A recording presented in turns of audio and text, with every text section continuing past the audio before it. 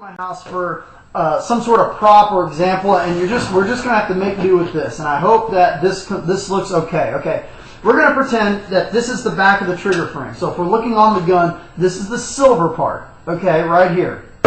And we're gonna pretend that this paint stick. Coincidentally, I was painting our baby room yesterday, so I have a couple of these. We're gonna pretend that this paint stick is the trigger. Okay, so the trigger, as you go to shoot. Fire. Okay, so I'm going to try to, using this paint stick and this case of paint, show you the best way to set up your trigger. Now, I've personally found that a light and long trigger pull is better than a short and stiff trigger pull. Okay, so a slightly longer trigger pull with low to medium spring tension is better than a stiff and short trigger pull. I don't know why, it just seems to work out better though. Now it's personal preference, so you set up your trigger any way you want. I don't give a shit. I'm just telling you the way how I do it. Okay, throughout the trigger pull, I've found a lot of players have a tendency to set their micro switch to shoot at the very beginning of the trigger pull. So what happens is it goes pow, pow.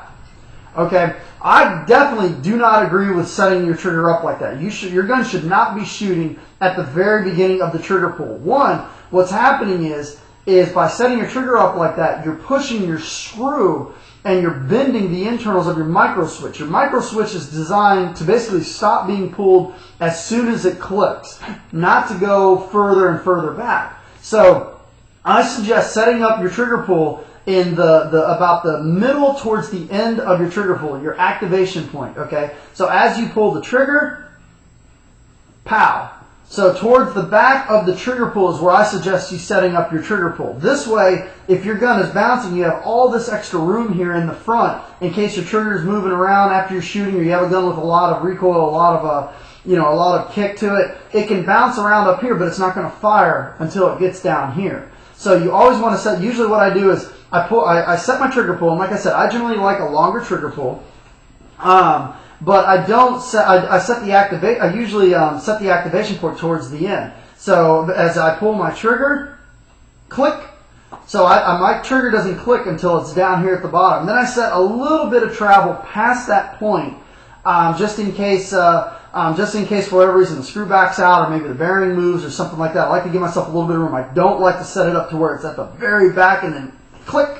No, don't like that at all. That can cause trouble. If the bearing moves or the screw comes slightly unscrewed, then you may not be able to pull the trigger. So how to properly set up your trigger pull? I usually like loose and long, and set your activation point towards the very end of the trigger pull. I think you're going to find that your gun's going to be less likely to bounce because it's not, the activation point isn't here where just a little bit of movement on the gun or a little bit of a recoil on the gun can cause the gun to shoot. And it's not at the very, very back to where if your bearing moves or something like that, you're not going to be able to activate the trigger. So by setting your trigger up to fire at the very last part of the trigger pull, like right about there, probably like if this is the first third, the middle third, and the bottom third, in between probably about 70% of your trigger pull is where it should activate.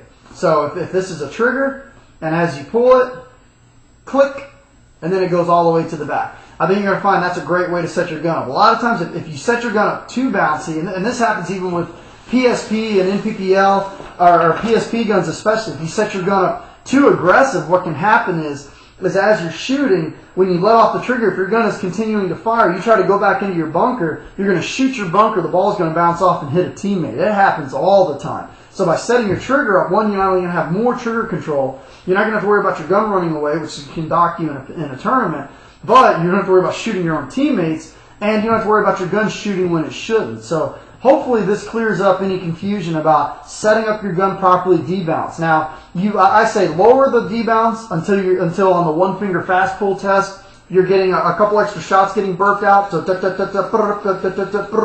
and then start raising it. Keep testing, and once you get to the point where it no longer does that, stop right there. You want to stop right there. Now, the reason why you want to stop right there is that if you set your debounce up too aggressively, like say you set your debounce at like 40 or 50, what may happen is as you're pulling the trigger, say you got really fast fingers, as you're pulling the trigger, it may not register all the trigger pulls. It may think that a trigger pull is actually that arcing motion that we talked about at the very beginning of the video. So that's debounce.